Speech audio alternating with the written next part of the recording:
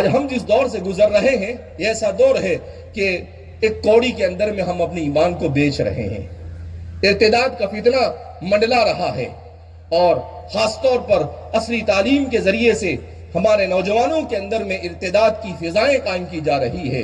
جبکہ یہی وہ ہندوستان ہے جہاں پر آج سے تقریباً 150 پونے 200 سال پہلے آپ سے بالکل لگ کر دیوبند میں دارالعلوم کی بنیاد ڈالی گئی۔ وہ دارالعلوم اسباب ظاہریہ کے درجے میں اگر نہ ہوتا تو شاید میں اور آپ آج اسلام اور اسلامی تشخص کے ساتھ یہاں نظر بھی نہ آتے۔ اللہ جزائے خیر عطا فرمائے ہمارے ان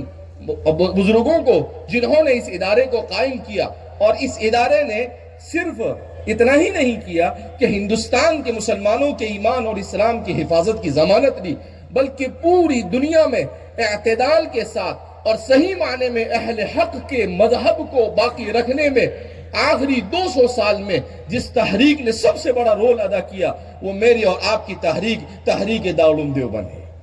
ابھی میں پڑھ رہا تھا کہ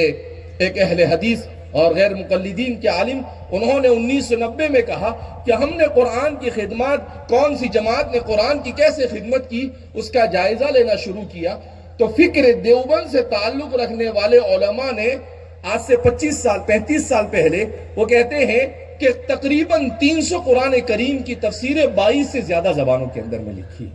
اس کے بعد 35 سال میں تو اور پتہ نہیں کتنی لکھی جا چکی ہوگی۔ تو اللہ رب العزت نے ہر میدان میں ہم سے کام لیا ہے، مگر اس وقت ہمیں بیلنس کرنے کی ضرورت ہے۔ ایک طرف ہمیں اپنے گھروں میں ایمان اور اسلام کو زندہ رکھنے کے لیے اسلام کی بنیادی تعلیمات سے اپنے بچوں کو اور اپنے آپ کو واقف کرنا ضروری ہے کہ ہم مکتب سے اپنے رشتے کو مضبوط کریں۔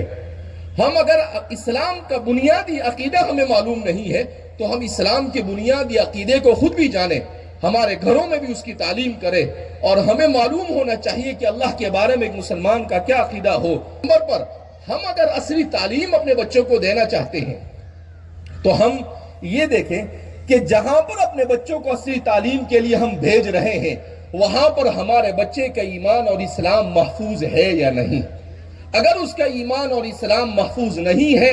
تو اسے دنیا کی تعلیم نہیں ملے گی تو چل جائے گا، مگر ایمان اور اسلام کے ضیاء کے ساتھ دنیا کی تعلیم یہ انتہائی گھٹیا سودا ہے کہ آدمی ایسی دنیا کے لیے جو انسان کی قبر تک جانے والی ہے ایسی اپنی قیمتی چیز کو ضائع کر دے اور اپنی اولاد کے پاس ضائع کروا دے جو مرنے کے بعد ہمیشہ کی زندگی میں کام آنے والی ہے۔ لہذا اس بنا پر ہمارے والد صاحب ہمیشہ کہتے ہیں مسلمان ڈاکٹر بنے، انجینئر بنے،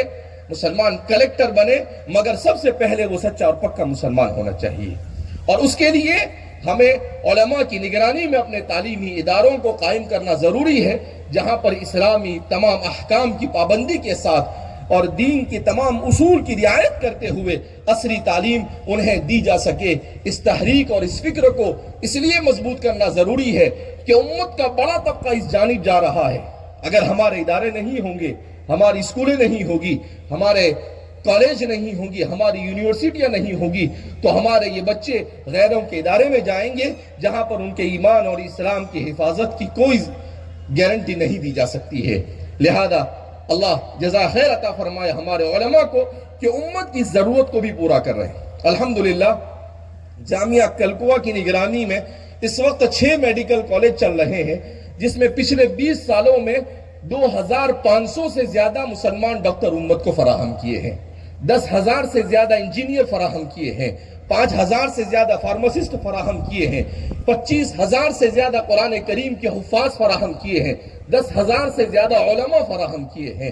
تو جب دینی ماحول کے دیا جاتا ہے، اصل ہمارے حکیم الامت مجدد ملت حضرت تھانوی رحمۃ اللہ علیہ نے بھی فرمایا